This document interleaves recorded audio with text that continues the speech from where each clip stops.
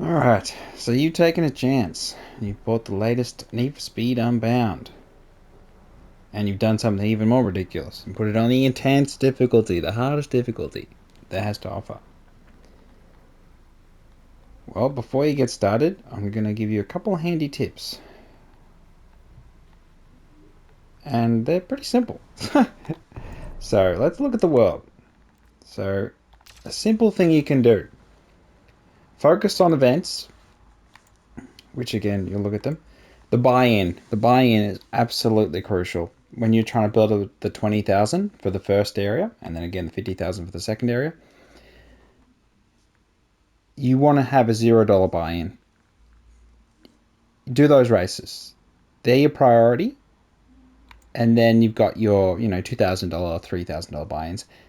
Be really careful with the $3,000, $2,000, $1,000 buy-ins, because that's where you lose your money. So this is where you can lose the game in story mode in Need for Speed Unbound, is if you spend all your money, you don't earn enough because you spend $2,000, you go on a race, you come sixth, you only win 2,000, and then you put on a bet that you'll beat another driver in the race, and then they finish fourth place, and then you lose another 500, so you've lost 2,500, and you only gained 2,000, so you lost 500, and then you slowly lose all your money. You got no money for upgrading your car.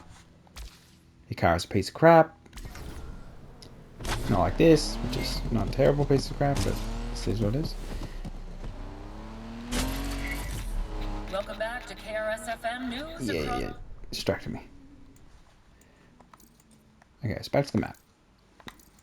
One of the things you can do, again, focus on your daily challenges are really helpful. Getting 1,500 bucks, that's a simple thing.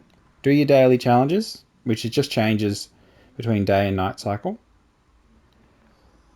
And use all the time that you have. So the story mode is designed in a way that's much more like Persona style. Not as hardcore as that, but it is quite similar in that you have a week to get enough money and to get your car upgraded enough to participate in the qualifier. And if you don't do that, it goes back to Friday, and then you've got that Friday to try and correct the issues you've got. So one of the risk versus reward, which they talk about in some of the videos and stuff, it's a massive factor. So you really want to be careful that you're going in races that actually have value for money. So anything that's $0 buy-in, that's fine, but you're only winning 2,000 bucks, say, on this race, and this is an A race, which you've only got an early A car at this point. Depending on which car you pick, which again, the first car you pick is the most important decision you'll make. And I picked the wrong one, so don't pick the 4-door car. Be realistic. Pick a car, stick with it, push it to A in the first area. And in order to do that, the first upgrade you need to get is the upgrading the garage. So within the garage, there's an upgrade which allows you to get better parts, and it's 7,000. 7,500? Yeah, I think it's 7,000, 7,500. So you want to get that first. So you do your free races, free buy-ins, you save your money, you don't get caught by the cops, which is not too bad, honestly, it's not too bad. You look at a race like this is a perfect example of a race that looks okay, but it's actually not good at all. So my current A car is at 200. So it's actually really bad, to be frank. If I went in this race, the chances of me on intense difficulty actually winning the race are very low. More likely, I'll have an accident, hit one car, hit a wall, do a long drift, go too slow around a bend, maybe finish probably 5th or 6th, to be honest. And then you've gone in, you've bought in at 2,000, you only make 1,000 or 500, or you have a really bad, stinking race. You're added retries, you've only got 2, and maybe you want to save them, but you're out of retries, maybe you finish 7th, and you get nothing, you just lose 2,000 bucks. It can be really frustrating because your cars are just garbage for a while until you break through. You've upgraded your garage, you've got 50,000, you've upgraded, or you're really good and you manage to do a drift event and win yourself a car. So an example here is you can win a car That's big money. That's not big money at all. That's garbage money. So sometimes, some of the days of the week, not this one, unfortunately, have a car you can win, which is really good if you can actually come first place. And the problem is, though, that a lot of these races, I wish I had an example here, but the usual one is that it's a drift race or a takeover race, which is just drift with extra steps. And it's, $6,000 to buy in. The first place wins a car, everyone else wins nothing. So you're guaranteed to lose 6,000, but if you win the car, you can sell the car for big money. But winning those events on intense difficulty, drift events, is it's really difficult in certain cars. Other cars are better, which again is one of the things you'll have to just work your way through. Of a rumble in the streets last night. She Yep, has yep, yep, released yep, the yep. following statement. I want to assure the So I'm good driving around a people bit of just for a bit of, Lakeshore that I fully find a good spot. condemn the illegal street race that occurred Okay, last so week. manage your money. That is why, That's as tip of this number morning, one. I am Manage your releasing money. emergency funds to the LPD, ensuring they can increase their presence throughout our city. And I say, Be careful of the buy-ins. Do your dailies. Collectibles. So the little green marks on your map. If you need money and you're really desperate, just collect collectibles. So you destroy a billboard, you get $250. You destroy a bear, you get $250. The art doesn't give you money, but it's still a collectible. And what else? Yeah. So just the bears, the billboards, smash them. $250 each. And if you do that, I recommend the first thing you do is just collect all the collectibles if you really wanted to do well. But again, you don't have to sweat too badly, but it's just be aware that you may not win many races. So I literally have only won 2 races out of. Does it keep track of your progress? I doesn't keep track. That's bullshit. Yeah, so I've literally won 2 races out of about 40, and I'm in the second week, right at the beginning of the second week, and I'm worried. I'm like, oh god, I've got to get 50k. I've already got 40k, so that's the carryover from finishing the first week. So I'm thinking, do I upgrade a car a lot to try and win more, or do I keep the car? I've got one. This car I'm driving is perfectly in B. You need to keep a class in a B class, an A class, A plus, etc. We're not nowhere near it for an A plus, but you do need to have the 2. But the problem is you can't switch. During a day cycle, you can't switch. Can I switch car? No, you can't switch car. Yeah, so that's kind of shitty. So that's one of the things you have to deal with. You have to look at what events get you the most money. I'm in the B car here because there's no point being in the A car because I won't win anything. So I could do, like, say, rat race here. It's 1,500 buy-in, rewards 3,750. But look at that. Unless you finish third, you're not making your money back. So do I think I can finish top 3 with my crap car on that track? No, probably not. So that's a waste of time. So you can do all the races, but what you end up doing is just losing lots of your money in buy-ins. And don't do any. Okay, during a race, before the race, you can bet $500 that you think you'll beat someone else in the race. And this is something I did so many times, and then I realized no, it doesn't help. So one of the problems is that when you bet on someone, they don't just drive like they're predicted. So the predictor was that guy finished 8th. So you go, oh, I'll beat that guy. And then they get the perfect start. First turn, they're in 3rd spot. Second turn, they're in the lead. And you never see them again. You got to be really careful because their behavior does change when you bet against them. It's a good thing in that, it does reflect the intense difficulty. All the drivers are stronger. And they do say stuff to you mid-race. So there's like an incentive from that side of it, just that it's a positive thing. But it's a bit unfair, to be frank, compared to the predictions, which can be garbage. And they can be truly accurate. with wanton disregard for stop signs. Yeah. And in other news, mayoral candidate Oh, let me Holden do a big Parker jump. III stopped traffic in a different way after a campaign event at a local Now, managing a went NOS. horribly wrong. More on that story after the break. Great. Looks like there's gonna be even more heat on us now. So managing your NOS is really important, doing the boosts, first boost, but your car winning or losing ultimately doesn't have as much to do with the nitrous in the early stages as more to do with you smashing into things. So an example would be that. You did that mid-race, you're in major trouble, but it will reset you, so it won't be as punishing as, say, like you're in a cop chase, and then the police just sit up behind you, and then you take 10 years to bloody get going. Oof. Okay, so I've covered manage your money, be careful of the races, be careful of the big buy-ins. It's like, $6,000 buy-in races. They can absolutely screw you over. You have to do, when they suggest that you get a phone call and they go, oh, I've got a car for you to drive, or I've got someone I need you to get to a safe house, do those missions. So for the getting the person to the safe house, it's just like an Uber trip. You just Uber them there and you unlock a new safe house, which is great. Gives you more chance. So it does bank your cash. Oh, don't worry, that's spending. No, it doesn't bank your cash. So this is just for, more places to rest to when you finish doing your races and you're done for that session and you're going to go into the night session or go to the next day session. More places to escape the police and that. So that's a good thing.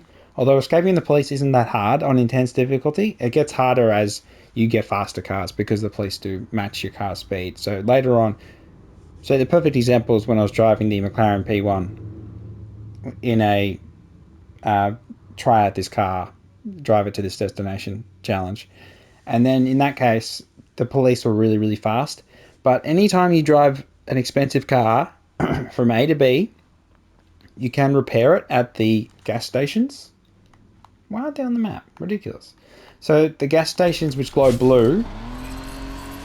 Oh, I wish I could find one quickly. Boost, boost, boost, boost, boost. I'm probably going to get into a cop chase. Police there. Go the race meet there. So the gas stations repair your car. So if you repair it just before you get to the destination, you get max money. So in the case with the Bugatti Veyron, in the Bugatti Veyron challenge, I got it from A to B, escaped the police really quick because it's a Bugatti Chevron. I'll correct myself. You can just then drive to a gas station, repair it, go there, pristine, 7,500k. Or 5,000k, I don't remember which one it was. But good money, really good money. So you do want to do those. When they recommend that you do the races to win a car, just be careful because if you got to be realistic. In intense difficulty, it's quite hard to win events unless with the drifting you've got the right car. And in my case, I've got the wrong car, so that's tailored. That's changed my attitude. Just be careful. Don't waste all your money. There are consequences. So again, getting caught by the police ends your session. So if you are AFK and the police just rock up, even if your car is not moving, they rock up to you and go, "This is a dangerous driver," and then you get arrested. You're like, I just left the keyboard, I just left the controller, and I just went out, go to the toilet, come back, arrested. It's like, what did I do? So they're just it's a bit silly that because you can drive past a cop if you're going fast enough and they don't see you. But if you stop and they just rock up and arrest you, it's terrible. Prejudice by the police. What else? Anything else to say? The heat levels don't matter so much early on. The police are easy to escape from. You can go off-road, so you can cut across the trees and things. Just be careful. Some trees will total your car instantly. Because you're on intense difficulty, you have less health. So it's just like anything you hit will just wreck you. You'll just be wrecked. So that makes the races harder. But just again, if you're going to win any race, you're going to have to not have any accidents. Or minimum one accident. And, it has to be in the spot where it's like a slow turn or... Oh, and the other point, the final tip. Drifting looks cool, but it doesn't help you win races. Unless you do it absolutely perfectly. I mean, it's just on slow turns and things. But it's at high speed, cornering. Drive like you're driving a normal car in a normal race. Look at your lines. Go wide in, depending on the nature of the curve. Try and do it like a normal racetrack. Because if you drift too much and you're not in a good car, you just slow. It's a bit more realistic than I'd expected from a Need for Speed game, to be honest. So it's you just end up getting overtaken by the person behind you. So don't drift. The drifting looks cool, but it doesn't help you win. The NOS boost from it does not balance it out because well, particularly with my car that I used, it just stuffs you up. You can't maintaining speed is more important than anything else. So you do want to just, you got a turn coming up. Here's a good turn. So we got here. That's better than drifting. Say the word and I will engage. This creep will not stop, dispatch. Our drivers in a Yeah, thanks. Losing the cops is easy. So I'm between two.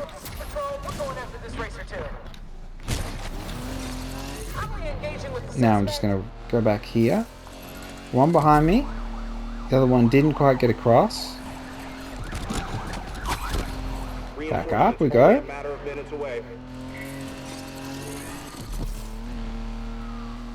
One behind me again.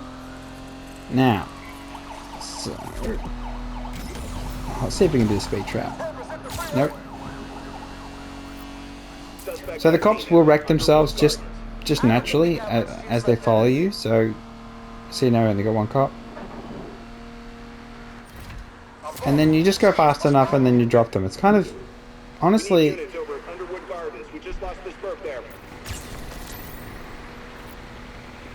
it feels a little bit odd.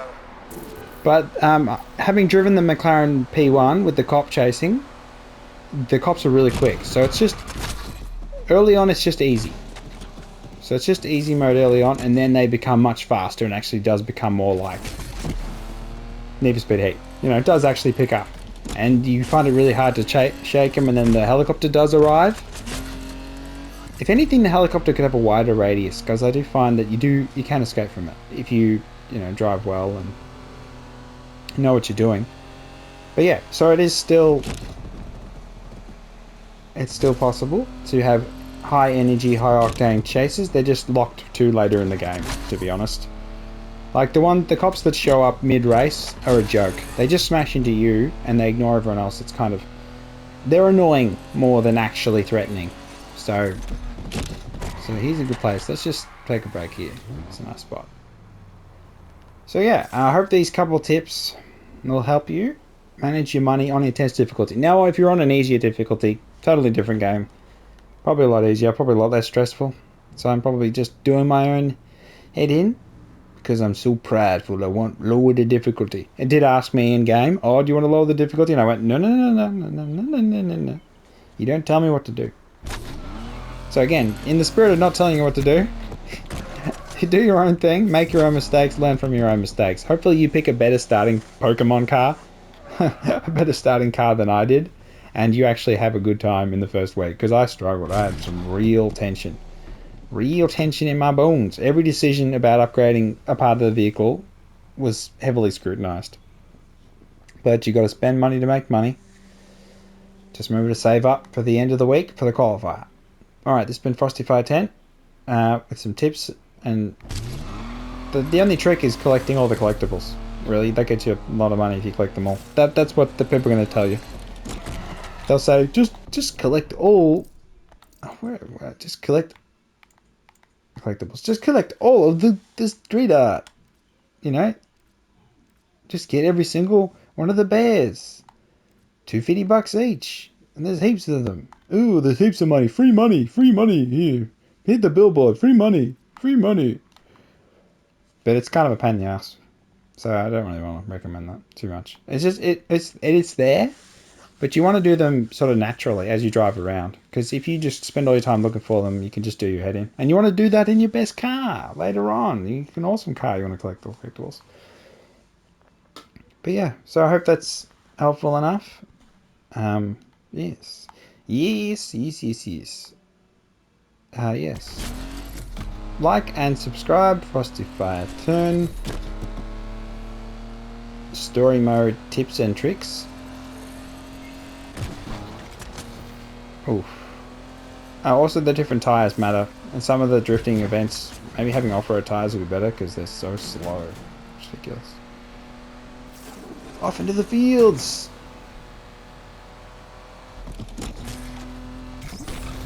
Give it to beans. Doing a joke. Oh, a little bit there. So yeah, it is an open world game. It sort of gives off the vibe that it isn't, but it is. Oh. Oh, jeebus. Okay, that'll do. Alright then. I'll catch you next time. Bye-bye.